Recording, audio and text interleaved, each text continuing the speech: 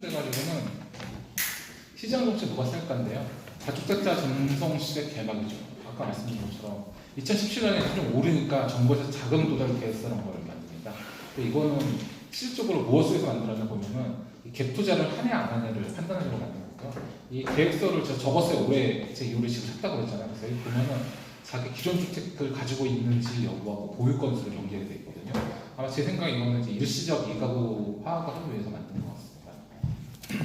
그리고 1주택 같은 경우는 9억 원 이하치는 비과세로 거의 해주는 분위기였고요. 그리고 9억 원 이상이라도 그 초과분에 대해서만 양도소득세를 납부하기 때문에 실질적으로는 세금을 거의 안 냅니다. 9억 원 이하는 실질적으로 세금이 없다고 봐도 무방하죠. 그래서 일시적 2주택자 경우를 제외하고는 9억 비과세 혜택이 있었는데 이것도 사실 이때 당시만 하더라도 주택을 사고 자기가 하나 주택이 있는데 그게 구입한 지 1년 후에 두 번째 주택을 사는 경우에는 3년 내에만 그 주택을 팔면은 그 주택에 대해서 그 비과세를 해줬습니다. 그러니까 굉장히 좋았던 시절이죠. 2017년 6월 19일 날 대책이 좀 나왔습니다. 그때 대책은 아까 LTV 설명했듯이 종조의 70%에서 60%를 10% 낮추는 정책을 했죠.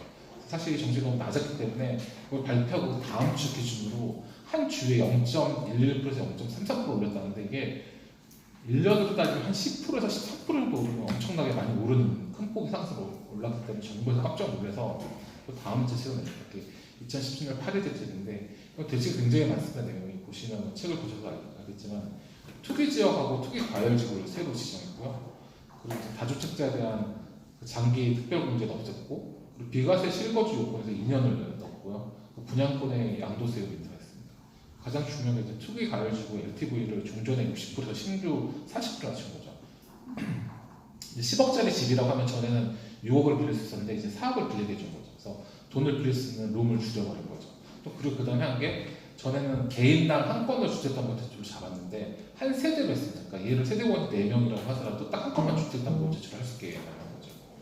그리고 재건축 재개발 같은 경우에 정비사업을 관리처분 인가 이외에 소유권 인자를 등기 시 주어받은 부분을 막았고요. 뭐 대장점자를 막고 초과이익 환수제 부활하고 다주택자에 대한 종부세죠. 우리가 맨날 말하는 종합선상 빼는 제약은 거의 모든 종류의 규제를 시작했죠. 2018년에 정부의 부동산 상승한 이유는 이런 여러 가지 제한은 있었지만 실제로는 양도소득세만 피하면 되기 때문에 부동산이 실제로 공급은 없고 파는 사람도 없고 이런 식으로 하다가 사는 사람이 있기 때문에 결국 오르게 됐죠. 실제로 파는 사람이 없었기 때문에 사는 사람만 있고. 그래서 2017년 12월에 임대주택 등록 활성화 방안이 발표됐는데 이게 굉장히 이 책에서는 굉장히 안 좋게 나왔는데 그 책 내용을 좀 보면은 임대주택 활성화 방안이 애초에 다주택자들을 살리기 위한 정책이었는지 진정 임대업을 선진화하기 위한 정책인지는 모르겠지만 이 제도를 발표함으로써 2018년은 그야말로 다주택자들을 대거 양산하는 한 해가 되고 말았다. 그리고 부동산 시장의 시가총액은 2017년 말 4,300조 원에서 2018년 말 4,900조 원으로 1년 기준 최대 상승폭을 기록했다. 이 대충 계산해봐도 600조 원이잖아요. 1년 동안. 근데 저희 나라 예산이 600조 원이니까 1년 동안 우리나라 예산만큼 갑자기 아파트가 올라버린 거죠. 저희 각주 6번을 읽은 겁니다. 지금. 각주 6번이요? 예. 아, 이렇게 예. 다음 페이지 밑에 있네요. 예. 어딘지 이렇게 얘기해 주시면. 이게 각주 6번입니다. 특히 다주택자들이 갭투자를 활용하여 전세를 끼고 적극적으로 매수했던 강남권을 포함해서 마포와 서대문 등 강북 지역 전역의 주택 가격이 상승했고 부동산 시장의 시가총액은 데이터가 뭐예요? 데이터는 뭘로 어떻게 부동산 시장의 시가총액이란 말이 성립이 돼요? 책에서 추정을 했을 텐데. 책의 시작부터 그 얘기가 나오는 거예요. 시가총액. 부동산 가격을 다 더하는 겁니다. 7페이지에 나오는 GDP 기준으로 시가총액을 하는 건데 주택 전체 가격 다 넣은 거. 감사합니다. 뜻하던 2018년도에 전체 주택 시장이 엄청나게 오르니까 3페이지고요. 3페이지로 넘어가서 장기 보유 공제가 10년에 0%인데 8년에 70% 특별 공제가 적용되면서 다주택자들이 엄청 대거 양산되는데 이때 보면 이거 발표하기 전에는 주택 매수 그러니까 전세기구 주택을 매수하는 비중이 40%였는데 나왔는데 이 발표 이후에는 갭 투자 비중이 65%로 치솟았다고 합니다. 이건 40%대 65% 봤을 때는 60% 이상 오는 거죠. 그 전 대비해서는.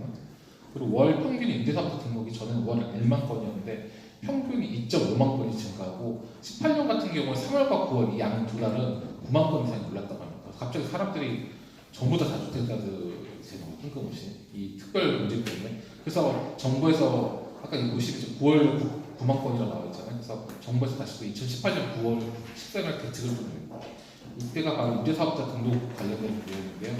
이 장기 특별 공제를 절세 혜택이 공시 6억 원을 넘는 고가주택은 불가능하도록 바꿔버린 거죠. 그리고 조정 지역 내 이 주택 등은 일반 3주택자 이상한테는 종부세율 인상해서 보유 부담을 증가시켰습니다.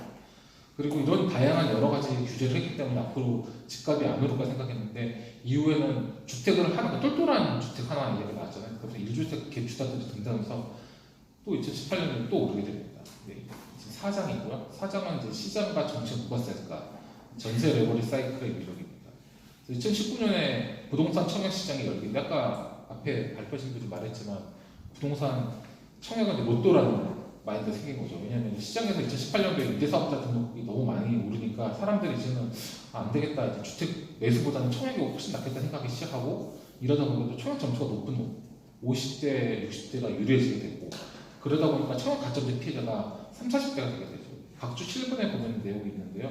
이제 그런 의미에서 이제 시스적으로 만 45세가 되지 않고서는 이 지금 가점제 만점받기 어렵기 때문에 주택을 분양받는 게 실적 어렵게 됐고요. 그리고 무주택 기간이 길었던 무주택자들에게는 주택 당첨 기회를 확대하는 시즌 좋았지만 100% 가점대가 아니어야 하지 않았을까 하는 그런 의구심이 좀 저자는 됐고요. 이것 때문에 결국에는 30, 40대가 이러나 저러나 청약을 못하니까 이렇게 하다가 내 평생 집 못 살겠다 싶어가지고 우리 맨날 말하잖아요. 30대가 가장 집 많이 산다. 그래서 이때 30대 그 사람들이 집을 사기 시작하면서 또 집값이 오르는 또 악순환이 들어가게 됩니다. 그래서 2016년 11월 산 직책으로 해서 2014년 9월에 아까 말씀하신 것처럼 그 박근혜 대통령이 신도시 건설을 안 하고 공급 안 하기로 했기 때문에 신축이 희소하게 됐죠. 그래서 대세 상승 국면에서 거래가 가능한 분양권의 프리미엄이 붙는 걸로 당연했습니다. 그래서 청약 조정 지역이라는 이제 새로운 개념이 발표됐습니다. 이게 8번이거든요. 각종 8번이 4페이지에 나오게 됐습니다. 그래서 이때 이제 청약 조정 지역이라는 새로운 개념이 포함된 규제를 발표합니다. 최초의 조정 대상 지역은 서울 25개구와 25개 다죠. 과천시, 성남시, 하남시 등등등등 동탄 포함해서 부산 같은 경우에 해운대구, 연제구, 동래구 등 이제 포함됐죠. 먼저 조정 지역에서는 분양권 전매 규제를 강화하는 것이 핵심이다. 그러나 11선 대책이 나오자마자 시장에서는 무시당했다고 합니다. 왜냐하면 분양권에만 전매를 제한하고 입주권의 경우 전매 제한이 없었기 때문에 입주권 프리미엄이 더 붙는 풍선 효과가 나타났다고 합니다. 저도 사실 건설회사 다니는데 아까 말했듯이 건설 관련된 일은 사실 1년밖에 안 했기 때문에 분양권과 입주권 잘 몰랐는데 찾아봤더니 굉장히 간단하더라고요.